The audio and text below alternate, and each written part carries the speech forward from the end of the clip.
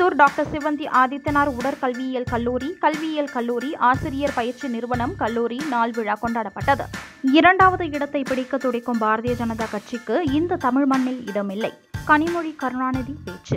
Tiruchendur doctor Sivanthi Adithanar உடற்கல்வியியல் கல்லூரி ஆசிரியர் பயிற்சி நிறுவனம் கல்லூரி நாள் விழா கொண்டாடப்பட்டது. திருச்செந்தூர் டாக்டர் சிவந்தி ஆதித்தனார் உடற்கல்வியியல் கல்லூரி, டாக்டர் சிவந்தி ஆதித்தனார் கல்வியியல் கல்லூரி மற்றும் டாக்டர் சிவந்தி ஆதித்தனார் ஆசிரியர் பயிற்சி நிறுவனம் ஆகியவற்றின் கல்லூரி நாள் விழா கோவிந்தம்மாள் ஆதித்தனார் மகளிர் கல்லூரி வளாகத்தில் உள்ள சீபா ஆதித்தனார் நூற்றாண்டு கலையரங்கில் நடைபெற்றது. விழாவில் ஆதித்தனார் கல்வி நிறுவன மேலாளர் வெங்கடராமராஜ் வரவேற்று பேசினார். டாக்டர் சிவந்தி ஆதித்தனார் உடற்கல்வியியல் கல்லூரி முதல்வர் தனலட்சுமி, டாக்டர் சிவந்தி ஆதித்தனார் கல்வியியல் கல்லூரி முதல்வர் சுவாமிதாஸ், டாக்டர் சிவந்தி ஆதித்தனார் ஆசிரியர் பயிற்சி நிறுவன முதல்வர் மரிய செசிலி ஆகியோர் அந்தந்த கல்லூரி குறித்து ஆண்டறிக்கை வாசித்தனர். பின்னர் சிறப்பு விருந்தினராக கலந்து கொண்ட திருச்சி பாரதிதாசன் பல்கலைக்கழக உடற்கல்வி மற்றும் யோகா துறை தலைவர் பழனிசாமி கலந்து கொண்டு பேசினார். அவர் பேசிய போது, சிறந்த ஆசிரியர் தனது மாணவர்களிடம் கொட்டி கிடக்கும் திறமைகளை வெளிக்கொண்டு வர வேண்டும் என கேட்டுக்கொண்டார். மேலும் அவர் ஆசிரியர்கள் பாடங்களை மாணவர்களை மையமாக நடத்த வேண்டும் என்று கேட்டுக்கொண்டார். அதேபோல் விளையாட்டில் சச்சின் மற்றும் காம்ப்ளியை எடுத்துக்காட்டி திறமை உள்ளவர்களை விட விடாமுயற்சியை கொண்டவர்களே வெற்றி பெற்றுள்ளனர் என்று கூறினார். பின்னர் கல்லூரிகள் மற்றும் ஆசிரியர் பயிற்சி நிறுவன ஆண்டு மலர்களை சிறப்பு விருந்தினர் பழனிசாமி வெளியிட்டார். அதன் முதல் பிரதியை ஆதித்தனார் கல்வி நிறுவன மேலாளர் வெங்கடராமராஜ் பெற்றுக்கொண்டார். தொடர்ந்து கல்லூரியில் 25 ஆண்டுகள் பணி நிறைவு செய்த பணியாளர்களுக்கு தங்க பதக்கம் வழங்கப்பட்டது. பின்னர் கல்வி மற்றும் விளையாட்டில் சிறந்த மாணவ மாணவிகளுக்கு சிறப்பு விருந்தினர் பழனிசாமி பரிசுகள் வழங்கினார். பின்னர் மாணவ மாணவிகளின் கலை நிகழ்ச்சிகள் நடைபெற்றது. விழாவில் திருச்செந்தூர் ஆதித்தனார் கல்லூரி செயலாளர் ஜெயக்குமார், முதல்வர் மகேந்திரன், கோவிந்தம்மாள் ஆதித்தனார் மகளிர் கல்லூரி முதல்வர் ஜெயந்தி, டாக்டர் சிவந்தி ஆதித்தனார் என்ஜினியரிங் கல்லூரி முதல்வர் வைஸ்லின் GG, Padmashri doctor Sivanthi Adithanar nursing கல்லூரி முதல்வர் கலைகுரு செல்வி மற்றும் பேராசிரியர்கள், அலுவலர்கள், பெற்றோர்கள், மாணவ மாணவிகள் கலந்து கொண்டனர். முடிவில் ஆதித்தனார் கல்வி நிறுவன செயலாளர் நாராயணராஜன் நன்றி கூறினார்.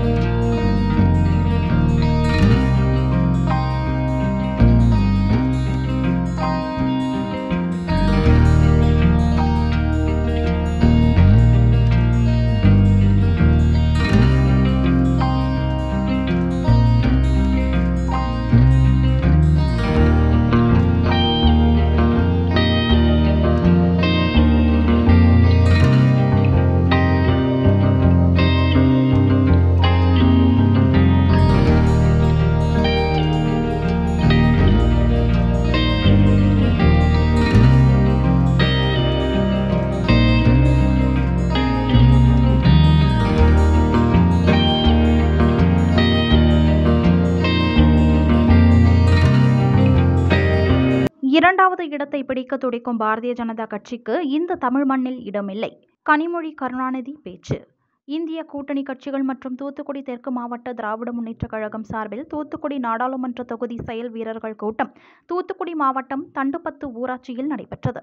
கூட்டத்திற்கு தூத்துக்குடி தெற்கு மாவட்ட திராவிட முன்னேற்றக் கழக செயலாளரும் மீன்வளம், மீனவர் நலன் மற்றும் கால்நடை பராமரிப்புத்துறை அமைச்சருமான அனிதா ராதாகிருஷ்ணன் தலைமை தாங்கினார். கூட்டத்தில் திராவிட முன்னேற்றக் கழக துணை பொதுச் செயலாளரும் தூத்துக்குடி நாடாளுமன்ற தொகுதி திராவிட முன்னேற்றக் கழக வேட்பாளருமான கனிமொழி கருணாநிதி கலந்து கொண்டு சிறப்புரையாற்றினார்.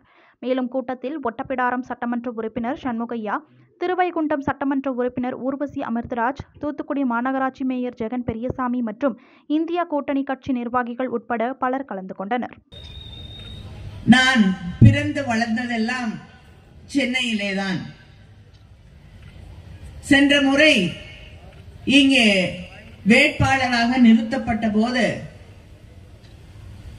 கனிமொழி இங்கே வரக்கூடிய நம்முடைய பிரதமர் மோடி அவர்கள் தேர்தல் நேரத்துல வாரத்துக்கு 3 நாள் 4 நாள் தமிழ்நாட்டுக்கு தான் வரார்.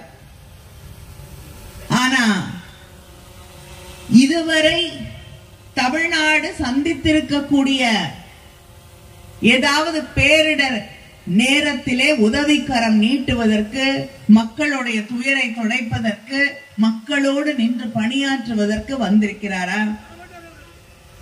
வந்ததில்லை. சரி, அவர் கூட வரல, அமைச்சர்களை அனுப்பினார். ஒத்த ரூபா தூத்துக்குடி மக்கள் வீடு இழந்திருக்கிறார்கள். வயல்வெளிகள் எல்லாம் அடித்து செல்லப்படக்கூடிய அந்த அளவுக்கு மழை, ஆடு மாடு, நம்முடைய மீனவ தோழர்களுடைய வாழ்வாதாரமே பாதிக்கப்படக்கூடிய நிலை என்று பாதிக்கப்படாதவர்களே யாரும் இல்லை. வியாபாரிகள், சிறு குறு தொழில் செய்யக்கூடியவர்கள் அத்தனை பேரும் பாதிக்கப்பட்டார்கள். வீடு இழந்து நடுத்தெருவிலே மக்கள் கண்ணீரோடு நின்று கொண்டிருந்தார்கள். ஒன்றிய அரசாங்கம் இன்னைக்கு வரைக்கும் 1 ரூபா கொடுத்திருக்காங்களா? கொடுக்கவில்லை. நம்மை பற்றி அக்கறை இல்லை, கவலை இல்லை. நிதி அமைச்சர் ஏதோ அவங்க கிட்ட நம்ம போய் பிச்சை எடுத்துக் கொண்டிருப்பது போல நம்மை அவ்வளவு தரக்குறைவாக பேசுகிறார். இப்படிப்பட்ட ஒருவர் தொடர்ந்து தமிழ்நாட்டை இழிவுபடுத்துவதற்கு, தமிழர்களை பக்கத்து ஊர்ல கர்நாடகால ஒரு பாஜகவை சேர்ந்த அமைச்சர் ஏதோ கர்நாடகால குண்டு போடுவதற்கும் அங்கே தீவிரவாதத்தை விதைப்பதற்கும் தான் அங்கே தமிழர்கள் இருக்கிறார்கள் என்று சொல்லக்கூடிய ஒரு தொனியிலே பேசுகிறார். அவர் மேல என்ன நடவடிக்கை எடுத்திருக்காங்க? எதுவும் கிடையாது. ஏன்னா மக்களை பிரிச்சு ஆளுறத, மக்களுக்கு இடையே பிரச்சனைகள், குழப்பங்கள், வெறுப்பு, இதைத்தான் அவர்கள் விதைத்து அரசியலாக்கி கொண்டிருக்கிறார்கள்.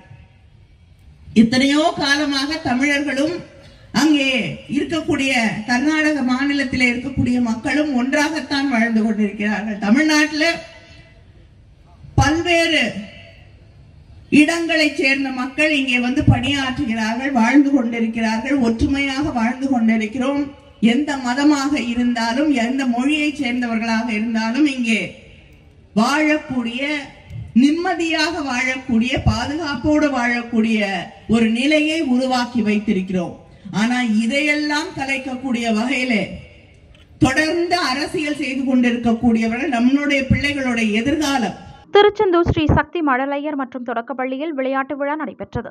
திருச்செந்தூர் சன்னதி தெருவில் அமைந்துள்ள ஸ்ரீ சக்தி மழலையர் மற்றும் தொடக்கப்பள்ளியில் விளையாட்டுப் போட்டி பள்ளி வளாகத்தில் நடைபெற்றது. இதில் மாணவ மாணவிகள் ஆர்வமுடன் பல்வேறு போட்டிகளில் கலந்து கொண்டனர்.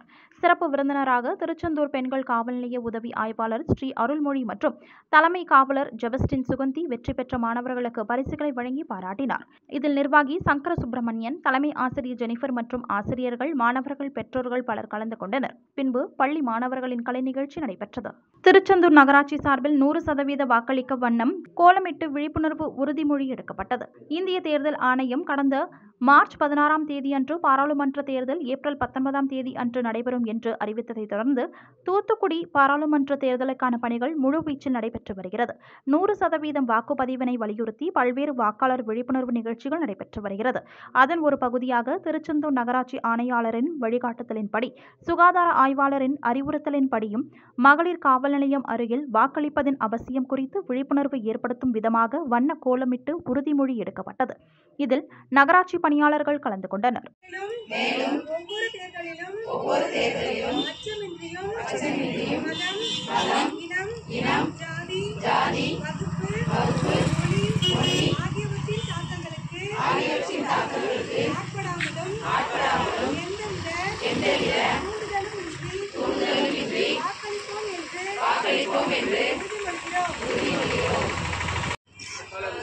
ஜனநாயகத்தின் மீது இணைந்து நடக்கும் நம்பிக்கையுடைய இந்திய குடிமக்களாகிய நாம் நம் நாட்டின் ஜனநாயக மரபுகளையும் சுதந்திரமான, நியாயமான மற்றும் அமைதியான தேர்தல்களின் தேர்தல் அலுவலர்களுக்கு முதற்கட்ட தேர்தல் பயிற்சி வகுப்பு திருச்செந்தூர் RTO சுகுமாரன் தலைமையில் நடைபெற்றது.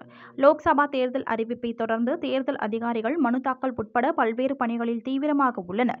பறக்கும் படை, கண்காணிப்பு குழுக்கள் என பலரும் தீவிர நடவடிக்கையில் இறங்கியுள்ளனர். 215 திருச்செந்தூர் சட்டமன்ற தொகுதி உள்ளடங்கிய 36 தூத்துக்குடி பாராளுமன்ற தொகுதிக்குட்பட்ட உதவி தேர்தல் நடத்தும் அலுவலர்கள் மற்றும் வருவாய் கோட்டாட்சியர் திருச்செந்தூர் செயல்முறைகள் சுகுமாரன் முன்னிலையில் பயிற்சி வகுப்பு 3 கட்டமாக நடைபெறவுள்ளது. முதற்கட்ட வகுப்பு திருச்செந்தூர் ஆதித்தனார் கல்லூரியில் காலை 10 முதல் மாலை 5 மணி வரை நடைபெற்றது. இவர்களுக்கு மின்னணு வாக்கு எந்திரங்களின் செயல்பாடு, அவற்றை கையாளும் முறை, தேர்தல் விதிமுறைகளை எவ்வாறு பின்பற்ற வேண்டும் என்பன உட்பட பல்வேறு தேர்தல் பணிகள் குறித்து விளக்கம் அளிக்கப்பட்டது. மேலும் வாக்குப்பதிவு எந்திரங்களில் சின்னங்களை எவ்வாறு பொருத்த வேண்டும், கட்டுப்பாட்டு கருவிகளை எவ்வாறு கையாள வேண்டும் என்று மாநில தேர்தல் ஆணைய அதிகாரிகள் செயல்முறை விளக்கம் அளித்தனர். இதற்காக மாதிரி வாக்குப்பதிவு எந்திரங்கள், கட்டுப்பாட்டு கருவிகள் பயன்படுத்தப்பட்டன.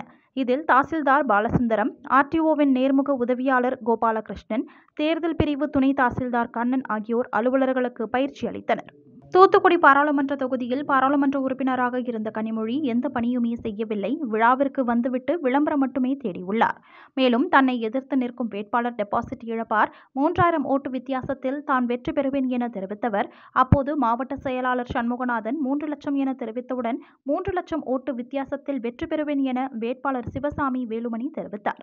தூத்துக்குடி பாராளுமன்ற தொகுதியில் அண்ணா திராவிட முன்னேற்ற கழக வேட்பாளராக அறிவிக்கப்பட்டுள்ள சிவசாமி வேலுமணி சென்னையில் இருந்து இன்று விமானம் மூலம் தூத்துக்குடி விமான நிலையத்திற்கு வருகை தந்து அவருக்கு அண்ணா திராவிட முன்னேற்ற கழகத்தினர் உற்சாக வரவேற்பு அளித்தனர். அண்ணா திராவிட முன்னேற்ற கழக மாவட்ட செயலாளர்கள் சண்முகநாதன், சட்டமன்ற உறுப்பினர் கடம்பூர் ராஜு ஆகியோர் தலைமையில் உற்சாக வரவேற்பு அளிக்கப்பட்டது. இதையடுத்து செய்தியாளர்களிடம் பேசிய அவர், தூத்துக்குடி பாராளுமன்ற தொகுதியில் பாராளுமன்ற உறுப்பினராக இருந்த கனிமொழி தூத்துக்குடி மக்களுக்கு எதுவுமே செய்யவில்லை, விழாக்களில் மட்டும் கலந்து கொண்டு விளம்பரம் தேடி உள்ளார் எனவும், தான் தூத்துக்குடி பாராளுமன்ற தொகுதியில் வெற்றி பெற்றால் விவசாயிகள், உப்பள தொழிலாளர்கள், பனை தொழிலாளர்கள், தீப்பெட்டி தொழிலாளர்கள், மீனவர்கள் உள்ளிட்ட அனைத்து தொழிலாளர்களின் வாழ்க்கை உயர பாடுபடுவேன் எனவும், மேலும் தாமிரபரணி ஆற்றில் ஏற்படும் வெள்ளம் காரணமாக விவசாயிகள் பாதிக்கப்படுவதை தடுக்க நடவடிக்கை எடுப்பேன் என தெரிவித்தார். மேலும் ஆண்டுதோறும் தூத்துக்குடி மாநகர மக்கள் வெள்ளத்தால் தங்கள் வாழ்வாதாரத்தை இழப்பதை தடுப்பதற்கான பல்வேறு நடவடிக்கைகளை எடுப்பேன் என்றார். தன்னை எதிர்த்து போட்டியிடும் வேட்பாளர்கள் டெபாசிட் இழக்க செய்து 3000 ஓட்டு வித்தியாசத்தில் வெற்றி பெறுவேன் என அவர் தெரிவித்தார். அப்போது மாவட்ட செயலாளர் சண்முகநாதன் 3 லட்சம் என தெரிவித்தவுடன் 3 லட்சம் ஓட்டு வித்தியாசத்தில் வெற்றி பெறுவேன் என அண்ணா திராவிட முன்னேற்ற கழக வேட்பாளர் சிவசாமி வேலுமணி தெரிவித்தார் எனவும், மேலும் அவர் கூறுகையில், அமைச்சர் அனிதா ராதாகிருஷ்ணன் அண்ணா திராவிட முன்னேற்ற கழக டெபாசிட் இழக்கும் என்ற கேள்விக்கு அவர் பதில் கூறுகையில், அதனைத் தொடர்ந்து பேசிய அவர், அமைச்சர் அனிதா ராதாகிருஷ்ணன் அண்ணா திராவிட முன்னேற்ற கழக டெபாசிட் இழக்கும் என்ற கேள்விக்கு அவர் பதிலளித்து கூறுகையில், திராவிட முன்னேற்ற கழகத்திலேயே இருந்தவர் கிடையாது. அண்ணா திராவிட முன்னேற்ற கழகத்தில் அம்மாவின் ஆட்சியில் குறுநில மன்னர் போல் இருந்து கொண்டு அம்மாவிடம் பதவி சுகத்தை அனுபவித்து திராவிட முன்னேற்ற கழகத்திற்கு சென்றவர் அனிதா. இவ்வாறு கூறுவது அவர் உண்ணும் உணவிற்கே துரோகம் செய்வதாகும் என அவர் தெரிவித்தார். போதைப் பொருள் தமிழ்நாட்டில் ஒவ்வொரு குடும்பத்திலையும் ஒவ்வொரு பசங்களும் கட்டி சீரழிஞ்சுக்கிட்டு இருக்காங்க. இந்த காலகட்டத்தில் கழக பொதுச் செயலாளர் அவர்கள் இந்த தீய சக்திகளை விரட்டுவதற்காக போராட்டம் போராடிக்கிட்டு இருக்காங்க. பாத்தீங்கன்னா ஒரு பக்கம் ஆளுங்கட்சி திமுக கஞ்சா, போதைப் பொருள்லாம் வச்சு வித்து இருக்கிறவங்களுக்கு சப்போர்ட் பண்ணிக்கிட்டு இருக்காங்க. இன்னொரு பக்கம் அதை தடுப்பதற்கு கழக பொதுச் செயலாளர் அவர்கள் அரும்பாடுபட்டு போராட்டத்தில் ஈடுபட்டு இருக்காங்க. இப்படி ஒவ்வொரு காலகட்டத்திலும் இந்த வெள்ள பாதிப்பு, தூத்துக்குடியில் வெள்ளம் பாதிக்கப்பட்ட காலத்தில் முதல்வர் அவர்கள் கூட்டணி கட்சிக்காக பேச்சுவார்த்தை நடத்துவதற்கு டெல்லி சென்று விட்டார்கள். பாத்தீங்கன்னா கழக பொதுச் செயலாளர் அவர்கள் ரத்தத்தில் பாசம் இருந்தாதான், அக்கறை இருந்தாதான், தமிழ்நாட்டு மக்கள் மேல ஒரு அக்கறை இருந்தாதான் எடுத்த உடனே, அதாவது யாருமே வீட்டை விட்டு வெளியில வர முடியாத டயத்துக்குள்ள அவரு சென்னையில இருந்து இங்க முதல்ல மக்களை சந்திக்கிறதுக்கு வந்துட்டாங்க. இப்படி தமிழ்நாட்டில் மக்கள் மீது அக்கறை உள்ள ஒவ்வொரு குடும்பத்தின் மீது ஒவ்வொரு பிள்ளைகளையும் தன் பிள்ளைகளாக, தன் சகோதரனாக அவங்க பாவிச்சு அரசியல் பண்ணிக்கிட்டு இருக்காங்க. அவரோட பேராதரவோட, அவரோட ஆசையில இங்க மாவட்ட செயலாளர்கள் எனது மாமா அண்ணன் கடம்பூர் ராஜு அண்ணன் செயலாளர்கள் அவர்கள், சீனாத்தான செல்லப்பாண்டியன் அவர்கள், சின்னத்துறனை இவங்களோட தயவுல சிறப்பா பணியாற்றி இந்த நாடாளுமன்ற தேர்தலில் எந்த ஒரு வேட்பாளராக இருந்தாலும் சரிதான் அவங்கள டெபாசிட் இழக்க வச்சு சுமார் 3 லட்சம் ஓட்டுகள் வித்தியாசத்தில் வெற்றி பெறுவதுதான்